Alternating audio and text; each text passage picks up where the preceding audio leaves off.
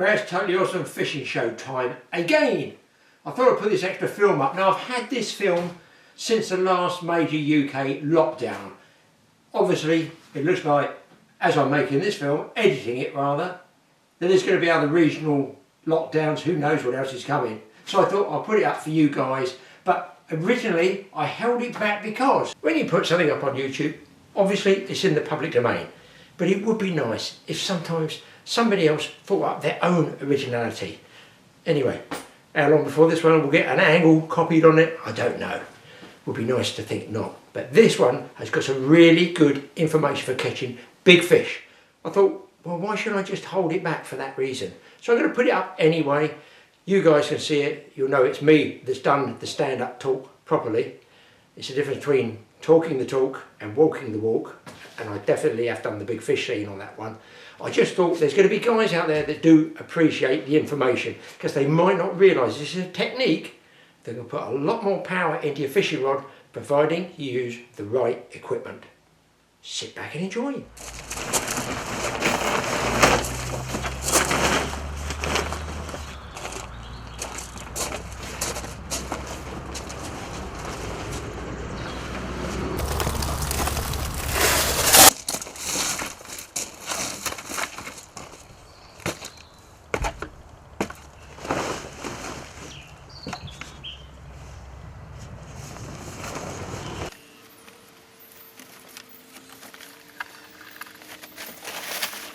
It's really deja vu that I don't like. This is the first time I've got on the boat for probably over 6 months.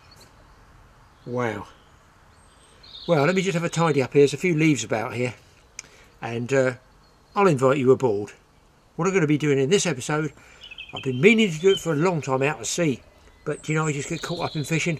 I'm going to show you how to fight a big fish on medium tackle and hopefully win.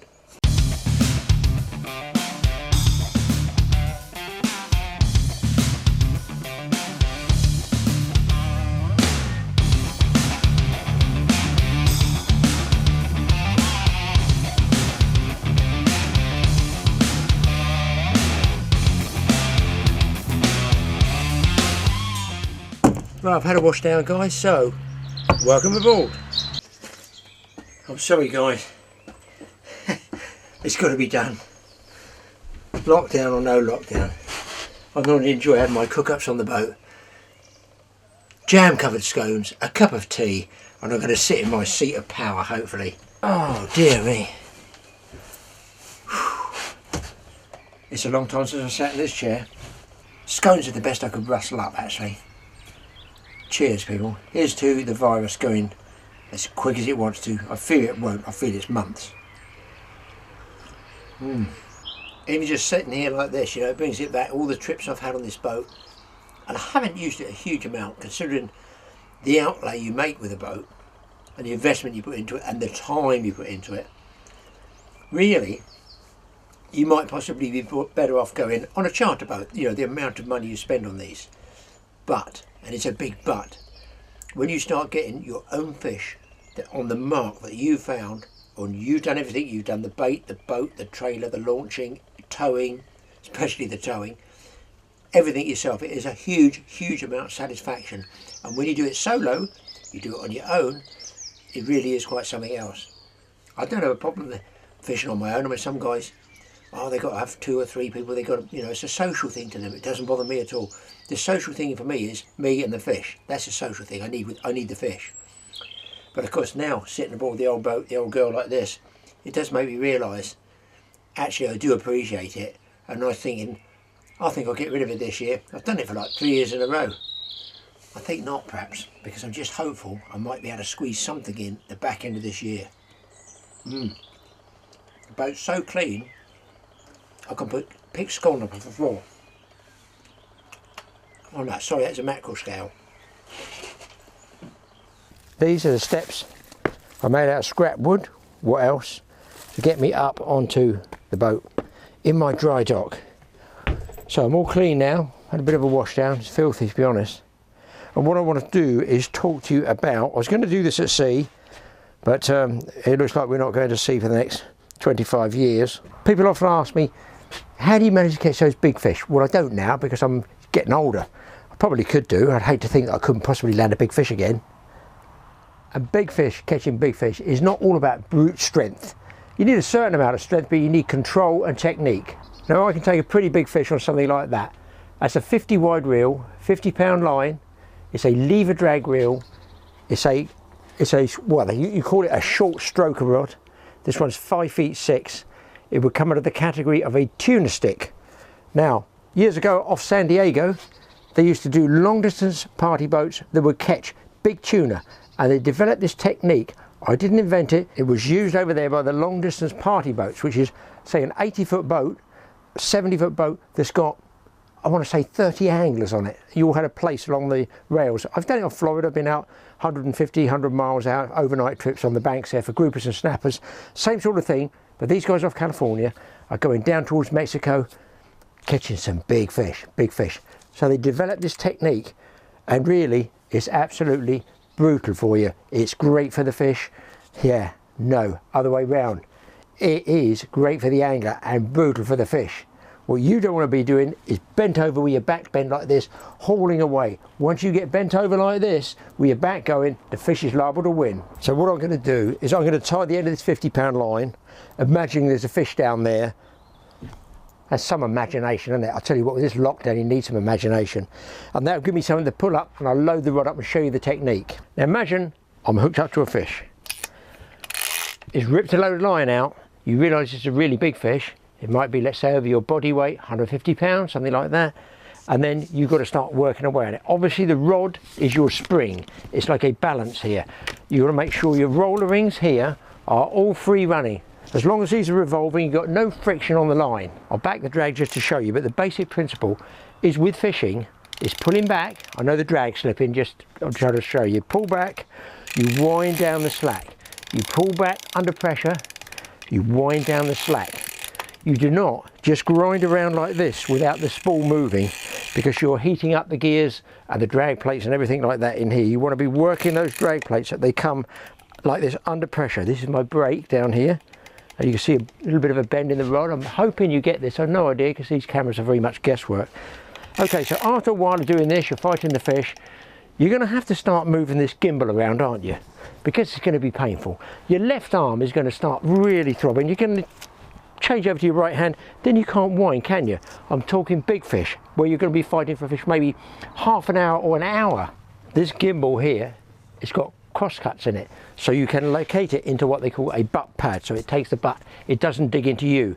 But if you use a stand-up technique, which is called stand-up fighting a fish, stand-up technique, you use a thigh pad which goes way lower down than a butt pad, down across the top of your knees, and a kidney harness or a kidney belt that comes around here, and you clip on, and you can put so much more pressure on it, you won't believe it. I'll show you how you rig up. I had these pads made up myself over in Essex somewhere years ago. I used to have them made up. So it's a belt that goes around your back like this, over where your kidneys are, and you will be wearing this normally while you're fishing. It's locked together with a clip here. These reel clips will then go onto the reel lugs that are actually on the reel to take it. But of course you need the thigh pad, which is this. Again, these are my own make, I don't sell them. This is one I had made up with nice padding on one side and a belt with a slight flange on it. See the slight kink there, so it goes around the outside of the thighs? So this obviously can't go round like this with a belt. It hangs on support straps. It's got lugs here, and they go onto the D-rings up here, and this one clips up here. Carbon nylon clips. Okay, that's the setup. If you can imagine it like this, I'm just going to drop that a touch. Maybe I've put on weight. All this lockdown, all this eating, stockpiling food, and then what you got to do? You got to eat it all, haven't you? Okay, so I've rigged up now. Everything needs to be pulled equally. So then your fish is hooked up, you're all rigged up in your stand-up harness. You locate the gimbal into the gimbal cup. In this case it's a bar there. Okay, let's get that under tension a bit. And then these reel lugs go onto either side of the reel like this. Okay, let's get that one snapped like this. So look, you can see the situation of how I am, a bit sideways there. Now you can see the situation of how I am, it's all supported there. I don't even have to hold it, it's supported there. But it's the technique that makes the difference. Ordinarily, you would want to pull up with your arm, then wind down. As I say, that's the traditional way to do it. But when you have a lot more pressure on, like this, what you do is you keep your legs straight. What you do is imagine your legs are straight. You're going to use all the power from your back here, right down through your knees. You're using the body weight here. So I'm going to wind down on the fish now. Okay, so I'm leaning forward. I'm not bent double, I'm just leaning forward. Now to load that rod up, you think I want to pull back like this and pull back hard. Wrong. All I do, I'm going to have to put the drag up on this so it doesn't slip. To load the rod is I just bend these knees forward like this, look, a pelvic thrust like this. That's all I do. I effectively pull back without even pulling on the foregrip. I'll show you, I can do it like this. Wind down. They're called pelvic thrusts, and most men should be familiar with it. Push your knees forward, wind down. Push your knees forward, wind down. Like this, you're doing that bend just here. You're doing this motion here, bending back, and that rod, I'm going to have to do it with a head cam in a minute to show you. I'll show you this angle first and I'll put the other camera in here as well. I'm going to pop the drag up on the preset. Over we go. So if I was really loaded up on a fish, I could actually wind down. I'm not bent right over like that, that's bad news. I'm bent to about there, just slightly off the vertical, but then I lean back and I look, as I bend these knees, that tip, because this is a tuna stick, puts an incredible, look, I'm barely, I'm not pulling a thing, look. You think there's not a lot of pressure? There is a lot of pressure, but this is a Calstar tuna stick. So basically the top third is very, very flexible, and then the power comes back down through here. Look, I'm not selling them, I'm just trying to show you the power, the technique that you can use with the right rod. It might not work with your ordinary rod. You need really a tuna stick, which is a fine tip. And then what you do, look, this is how the tuna fights. He's digging round in a circle, they call it pinwheeling. He's round like that. Now, this applies to any big fish. If you can get that fish's head up slightly above the horizontal, each kick of his tail is sending it higher and higher, like this. If he gets his head down, you lose line, and you have to give fish line. Sometimes if it's a powerful fish, you are going to lose line. If his head is down, he's going to dig down deeper and deeper and you will lose more and more line. It doesn't apply quite the same to what I call a bendy fish. Let's say like a blue shark, because he can twist all over the place. But big tuna, big marlin, pelagics with a rigid caudal keel wrist like this, incredibly powerful, but the body is rigid, pretty well rigid. It's the wrist of the tail which is massive and generates a huge amount of power. So they're quite rigid fish. They've got this propeller at the back. If they're driving down below the horizontal, they will take line from you, and unless you want to bust it off, you'll have to let them take it. The minute they stop, pile that pressure on, short pumps. Don't go for great big 6 turns, just get short pumps. Load the rod up like this, and then as soon as you feel his head start to come up, you do even half a turn. Anything, quarter of a turn. I mean, I can't do it with this.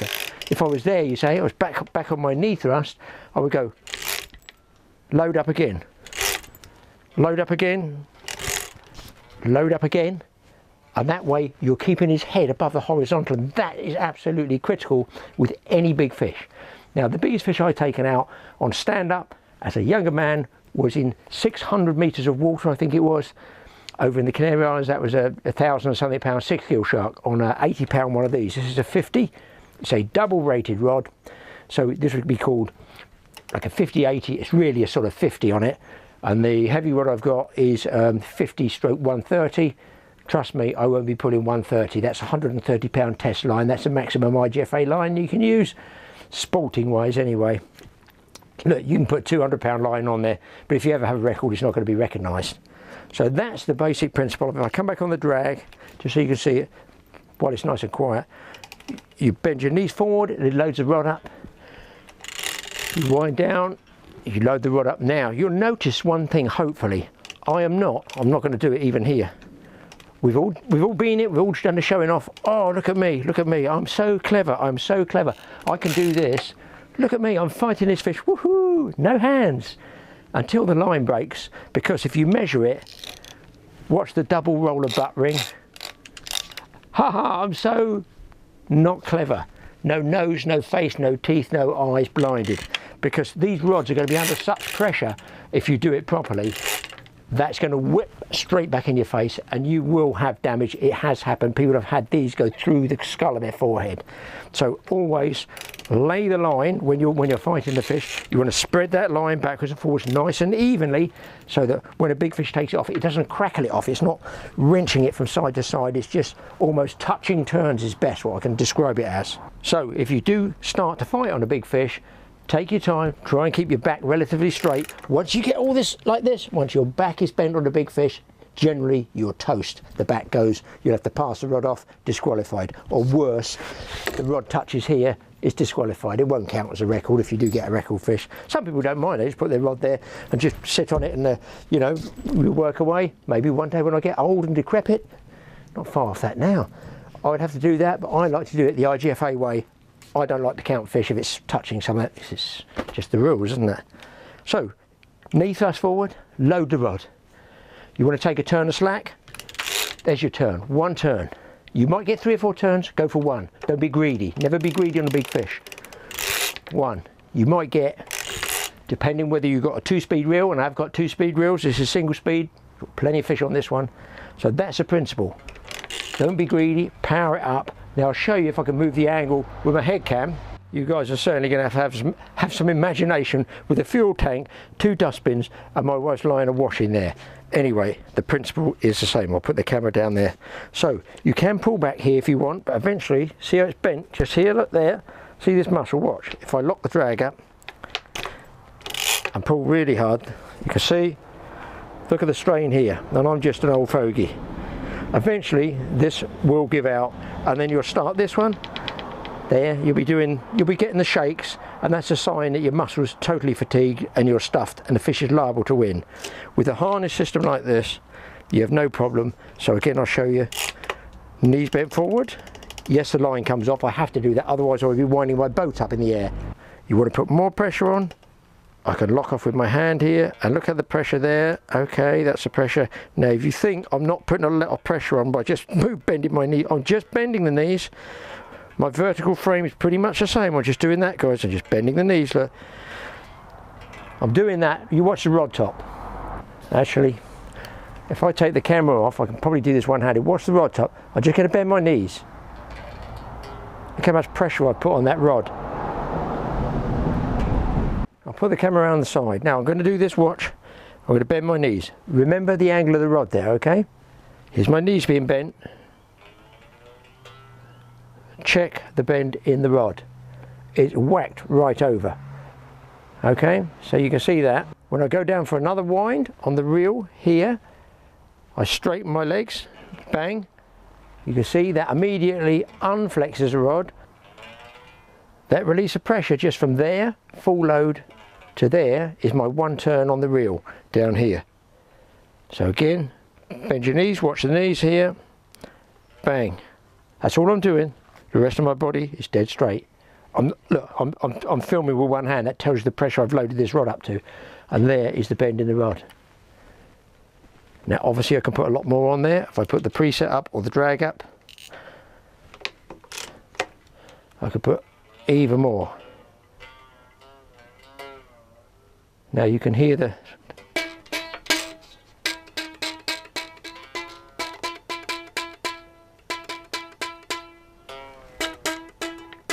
judge for yourself the tension that's on there. So by doing that technique, you can crack a big fish out pretty well in fairly short order. Hopefully that gives you guys some tips, but don't forget the most important thing of all, if that fish runs, come back on the drag and lose line, just lose line. Don't lock off, you can even break 50 or 80.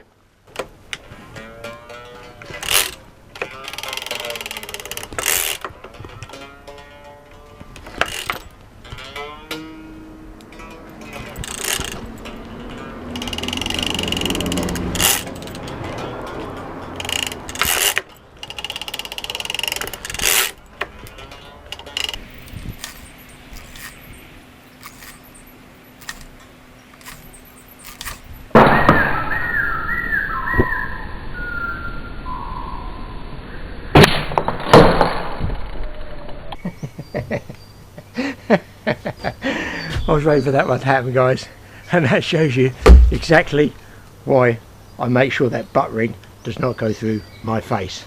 That was the point of it. Well guys, disappointed we're not floating on the sea, but glad you could come aboard the old high sea drifter boat. I hope you got a few tips on there how to fight really big fish. I'd like to be able to show you some footage. I can't. I'm in my car park. We'll see you next time on the Totally Awesome Fishing Show. And don't forget to hit that subscribe button on TA Fishing and TA Outdoors. Hit your notification bell. And don't forget, why not copy and paste it. Send the link to the film to somebody else who might cheer them up in these hard times. I'm sick of the virus, aren't you? I'm sick of not being able to get on my boat. We'll see you next time. Hey, I might even give you a tour of the boat. What do you think? Inside and outside.